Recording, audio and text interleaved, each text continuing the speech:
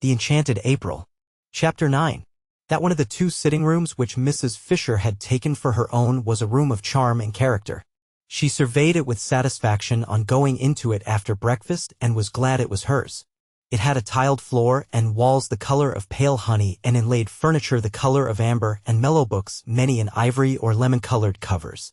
There was a big window overlooking the sea towards Genoa and a glass door through which she could proceed out onto the battlements and walk along past the quaint and attractive watchtower, in itself a room with chairs and a writing table, to where on the other side of the tower the battlements ended in a marble seat and one could see the western bay and the point round which began the Gulf of Spezia.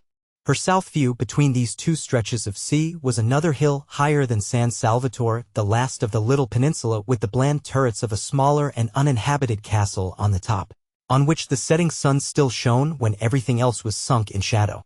Yes, she was very comfortably established here, and receptacles. Mrs. Fisher did not examine their nature closely, but they seemed to be small stone troughs, or perhaps little sarcophagi ringed round the battlements with flowers.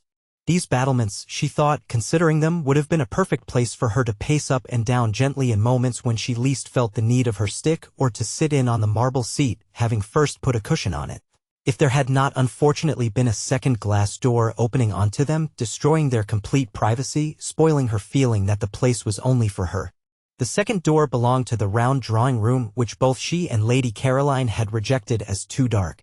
That room would probably be sat in by the women from Hampstead, and she was afraid they would not confine themselves to sitting in it, but would come out through the glass door and invade her battlements. This would ruin the battlements. It would ruin them as far as she was concerned if they were to be overrun, or even if not actually overrun, they were liable to be raked by the eyes of persons inside the room. No one could be perfectly at ease if they were being watched and knew it. What she wanted, what she surely had a right to, was privacy. She had no wish to intrude on the others. Why then should they intrude on her? And she could always relax her privacy if, when she became better acquainted with her companions, she should think it worthwhile, but she doubted whether any of the three would so develop as to make her think it worthwhile. Hardly anything was really worthwhile, reflected Mrs. Fisher, except the past. It was astonishing, it was simply amazing, the superiority of the past to the present.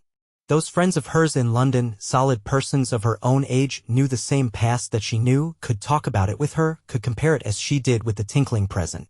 And in remembering great men forget for a moment the trivial and barren young people who still, in spite of the war, seem to litter the world in such numbers. She had not come away from these friends, these conversable ripe friends, in order to spend her time in Italy chatting with three persons of another generation and defective experience. She had come away merely to avoid the treacheries of a London April. It was true what she had told the two who came to Prince of Wales Terrace, that all she wished to do at San Salvatore was to sit by herself in the sun and remember. They knew this, for she had told them. It had been plainly expressed and clearly understood. Therefore, she had a right to expect them to stay inside the round drawing room and not to emerge interruptingly on to her battlements. But would they? The doubt spoiled her morning.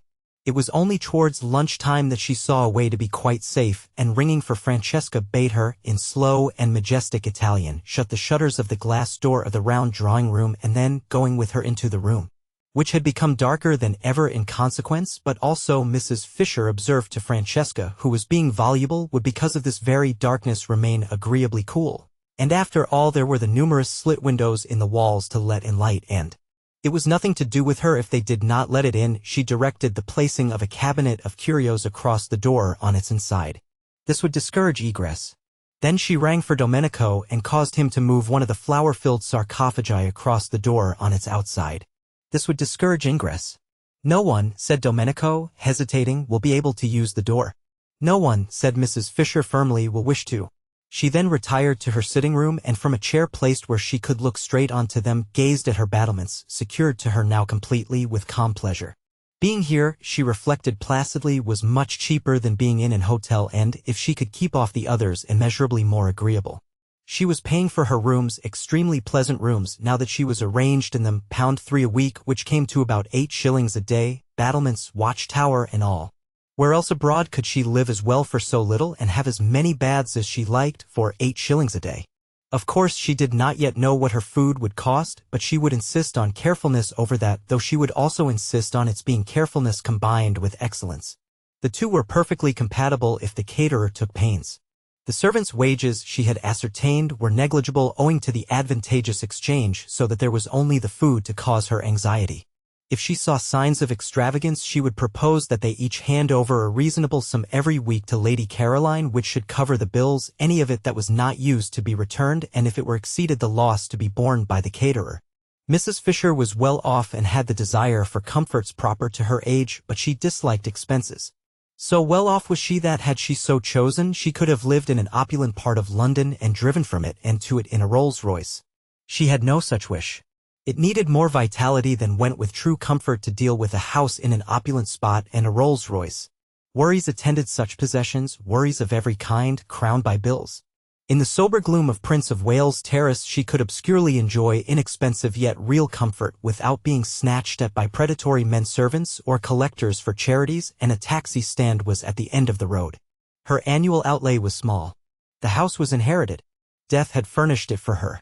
She trod in the dining room on the Turkey carpet of her father's. She regulated her day by the excellent black marble clock on the mantelpiece which she remembered from childhood. Her walls were entirely covered by the photographs her illustrious deceased friends had given either herself or her father, with their own handwriting across the lower parts of their bodies, and the windows, shrouded by the maroon curtains of all her life, were decorated besides with the self-same aquariums to which she owed her first lessons in sea lore and in which still swam slowly the goldfishes of her youth. Were they the same goldfish? She did not know. Perhaps, like carp, they outlived everybody. Perhaps, on the other hand, behind the deep-sea vegetation provided for them at the bottom, they had from time to time as the years went by withdrawn and replaced themselves.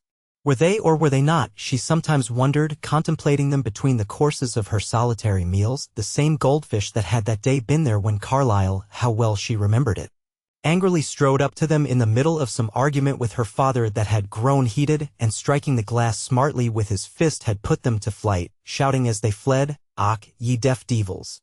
Och, ye lucky deaf devils! Ye can't hear anything of the blasted, blethering, doddering, glaikit fool stuff you maister talks, can ye?" Or words to that effect. Dear, great-souled Carlyle. Such natural gushings forth, such true freshness, such real grandeur. Rugged, if you will, yes, undoubtedly sometimes rugged and startling in a drawing-room, but magnificent. Who is there now to put beside him? Who is there to mention in the same breath? Her father, than whom no one had had more flair, said, "Thomas is immortal."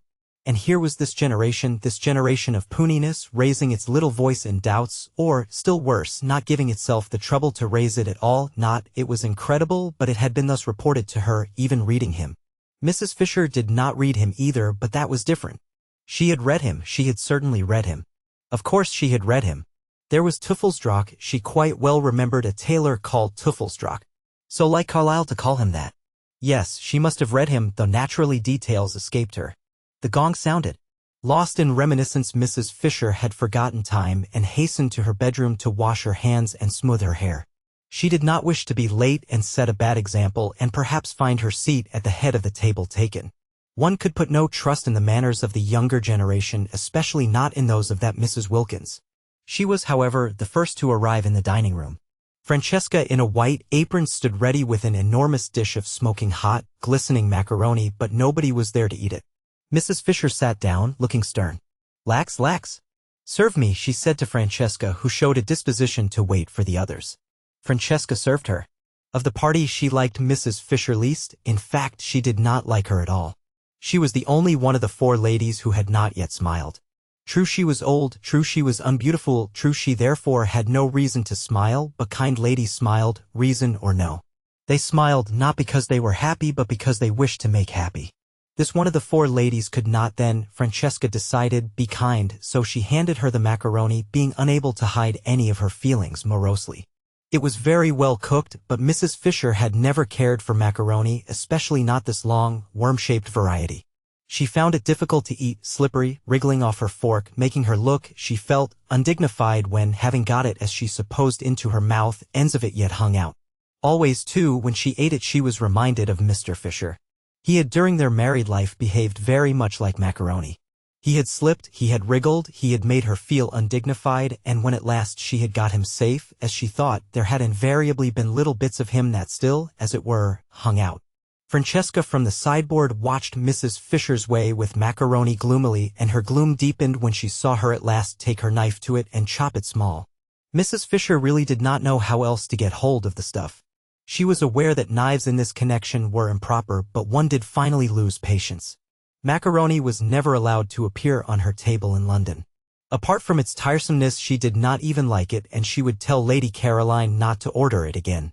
Years of practice, reflected Mrs. Fisher, chopping it up, years of actual living in Italy would be necessary to learn the exact trick.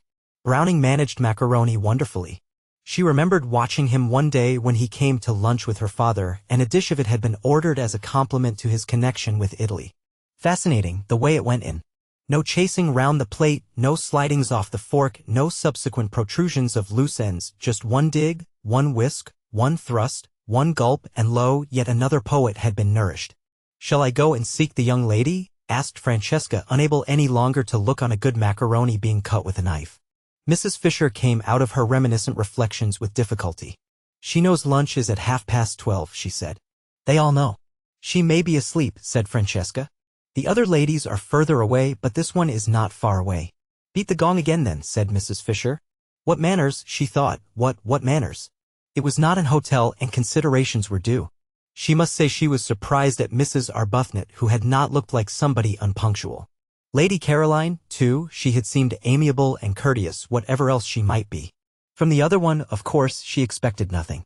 Francesca fetched the gong and took it out into the garden and advanced, beating it as she advanced, close up to Lady Caroline, who, still stretched in her low chair, waited till she had done, and then turned her head and in the sweetest tones poured forth what appeared to be music but was really invective. Francesca did not recognize the liquid flow as invective. How was she to, when it came out sounding like that? And with her face all smiles, for she could not but smile when she looked at this young lady, she told her the macaroni was getting cold. "When I do not come to meals it is because I do not wish to come to meals," said the irritated Scrap, "and you will not in future disturb me." "Is she ill?" asked Francesca, sympathetic but unable to stop smiling. Never had she seen hair so beautiful. Like pure flax, like the hair of northern babes.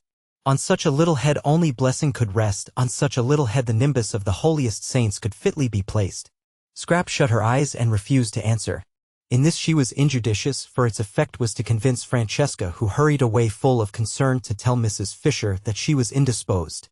And Mrs. Fisher, being prevented, she explained, from going out to Lady Caroline herself because of her stick, sent the two others instead, who had come in at that moment heated and breathless and full of excuses, while she herself proceeded to the next course, which was a very well-made omelette, bursting most agreeably at both its ends with young green peas. "Serve me," she directed Francesca, who again showed a disposition to wait for the others. "Oh, why won't they leave me alone? Oh, why won't they leave me alone?" Scrap asked herself when she heard more scrunchings on the little pebbles which took the place of grass, and therefore knew someone else was approaching. She kept her eyes tight shut this time. Why should she go into lunch if she didn't want to? This wasn't a private house, she was in no way tangled up in duties towards a tiresome hostess. For all practical purposes San Salvatore was an hotel, and she ought to be let alone to eat or not to eat exactly as if she really had been in an hotel. But the unfortunate Scrap could not just sit still and close her eyes without rousing that desire to stroke and pet in her beholders with which she was only too familiar. Even the cook had patted her. And now a gentle hand, how well she knew and how much she dreaded gentle hands, was placed on her forehead. "I'm afraid you're not well," said a voice that was not Mrs. Fisher's and therefore must belong to one of the originals. "I have a headache," murmured Scrap. Perhaps it was best to say that, perhaps it was the shortest cut to piece. "I'm so sorry," said Mrs. Arbuthnot softly, for it was her hand being gentle. "And I," said Scrap to herself, who thought if I came here I would escape mothers. "Don't you think some tea would do you good?" asked Mrs. Arbuthnot tenderly. Tea? The idea was abhorrent to Scrap. In this heat to be drinking tea in the middle of the day. "No," she murmured. "I expect what would really be best for her," said another voice, "is to be left quiet." How sensible, thought Scrap, and raised the eyelashes of one eye just enough to peep through and see who was speaking. It was the freckled original. The dark one, then, was the one with the hand. The freckled one rose in her esteem. "But I can't bear to think of you with a headache and nothing being done for it," said Mrs. Arbuthnot. "Would a cup of strong black coffee?" Scrap said no more. She waited, motionless and dumb, till Mrs. Arbuthnot should remove her hand.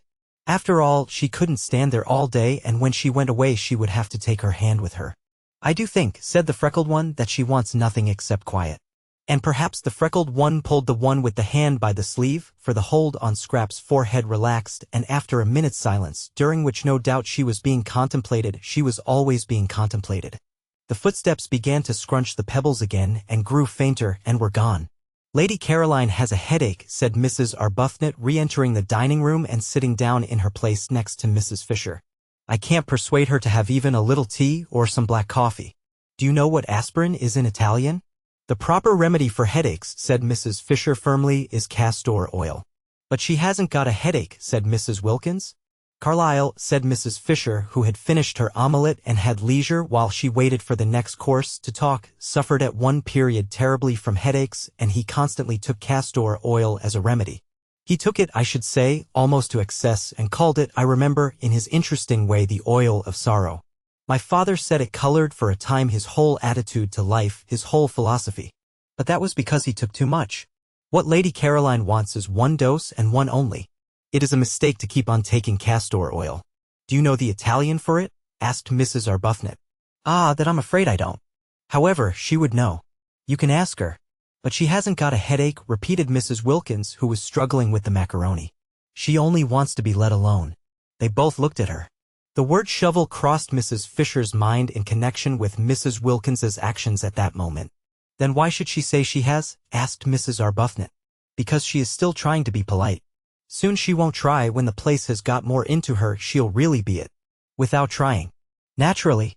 Lottie, you see," explained Mrs. Arbuthnot, smiling to Mrs. Fisher, who sat waiting with a stony patience for her next course, delayed because Mrs. Wilkins would go on trying to eat the macaroni, which must be less worth eating than ever now that it was cold. "Lottie, you see, has a theory about this place." But Mrs. Fisher had no wish to hear any theory of Mrs. Wilkins's. "I am sure I don't know," she interrupted, looking severely at Mrs. Wilkins, "why you should assume Lady Caroline is not telling the truth." "I don't assume, I know," said Mrs. Wilkins. "And pray how do you know?" asked Mrs. Fisher icily, for Mrs. Wilkins was actually helping herself to more macaroni, offered her officiously and unnecessarily a second time by Francesca. "When I was out there just now I saw inside her." Well, Mrs. Fisher wasn't going to say anything to that. She wasn't going to trouble to reply to downright idiocy. Instead, she sharply rapped the little table gong by her side, though there was Francesca standing at the sideboard, and said, for she would wait no longer for her next course, "Serve me." And Francesca, it must have been willful, offered her the macaroni again.